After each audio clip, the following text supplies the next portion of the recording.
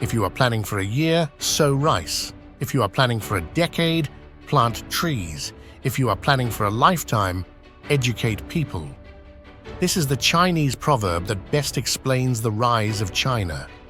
How did China become so powerful in just one generation? Some attribute it to adopting a capitalist system, but this isn't the whole story. Mikhail Gorbachev tried introducing capitalism to the Soviet Union, which ultimately led to its collapse. Others credit China's success to its large population, but India, with a comparable population, didn't achieve similar growth. Moreover, China faced challenges like the Great Famine, demonstrating that population size isn't always advantageous. So what makes China so powerful? Well, this is exactly what we're going to discover in today's video. But before we continue, please consider subscribing to our channel so that you will continue to receive interesting videos just like this one. Enter socialism with Chinese characteristics. In 1978, Deng Xiaoping visited Singapore and saw how it changed from a poor British colony to one of Asia's fastest-growing economies. During his visit, Lee Kuan Yew, Singapore's founding father, told Deng that if Chinese immigrants in Singapore who came from southern China with little education could succeed, mainland China could do even better with the right policies. This inspired Deng to open up China and introduce socialism with Chinese characteristics. These reforms spurred rapid growth and modernization across the country. One of Deng's key policies was creating special economic zones.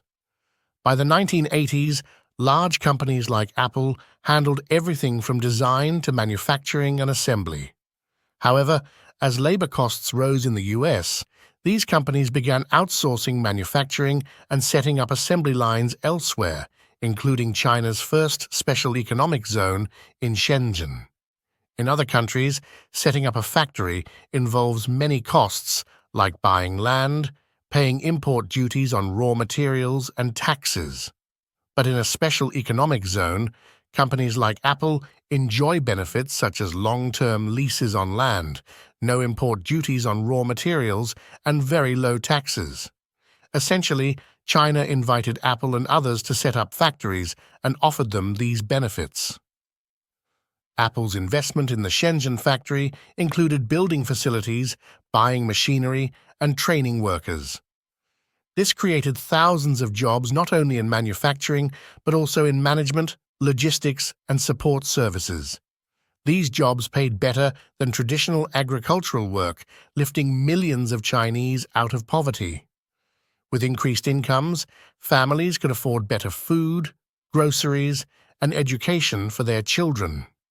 Workers in these factories received training in advanced manufacturing techniques and quality control, improving their skills. This helped raise China's overall manufacturing standards and brought modern technology to the country.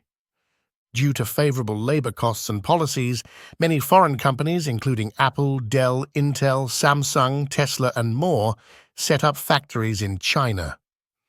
China has become a major market for Apple, accounting for 20% of its revenue. While China has opened its market significantly over the past few decades, it hasn't fully embraced complete liberalization like some other countries.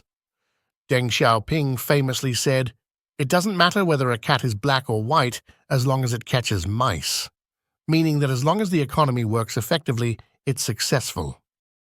Visionary of a new China. After China became known as the factory of the world, it didn't stop there. The government continued investing in its people and infrastructure.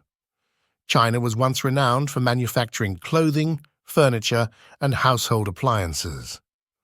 However, today, its export focus has shifted significantly towards advanced manufacturing, such as electric vehicles, lithium-ion batteries, and solar cells. This strategic shift reflects China's visionary approach. In 2008, during the US financial crisis, China made a bold move by investing heavily in the Republic of Congo, a country in Central Africa. Despite Congo facing economic turmoil and limited investment interest, China signed an Infrastructure for Minerals deal. Under this agreement, China provided loans for infrastructure development in exchange for rights to mine cobalt and copper in Congo. Congo holds the world's largest known reserves of cobalt, essential for rechargeable batteries used in electric vehicles and everyday devices like phones, tablets, and laptops. At a time when few saw the value of minerals like cobalt, China's foresight paid off. Today, China dominates the global lithium-ion battery production, accounting for approximately 75% of the market. In the electric vehicle sector, China has surpassed Japan as the largest exporter of cars, with over 4 million vehicles exported in 2023, including 1.2 million electric vehicles. China also seized opportunities in the solar industry.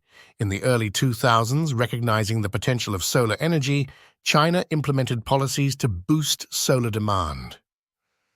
The 2009 launch of the Golden Sun program exemplified this commitment, offering subsidies for grid-connected and off-grid solar PV projects. This strategic emphasis on solar energy not only addresses air pollution, climate change, and energy security, but also yields significant economic and environmental benefits.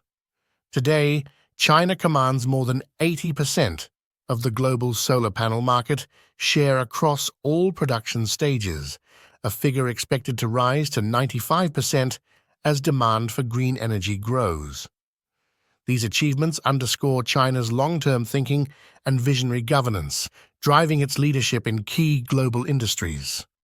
China focuses on trade and economy.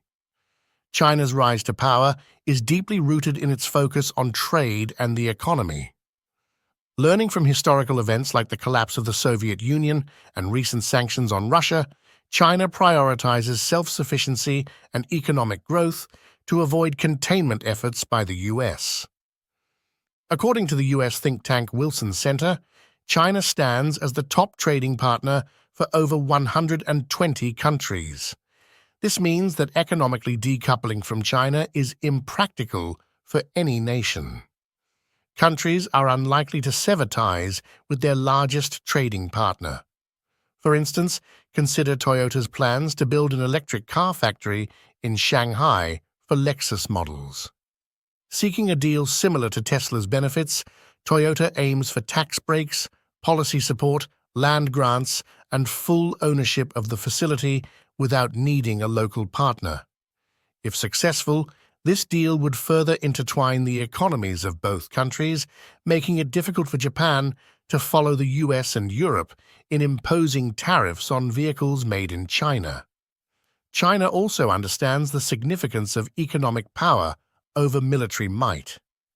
Unlike the US, which maintains over 750 overseas military bases with troops stationed across numerous countries, China has just one overseas military base in Djibouti, located on the Horn of Africa.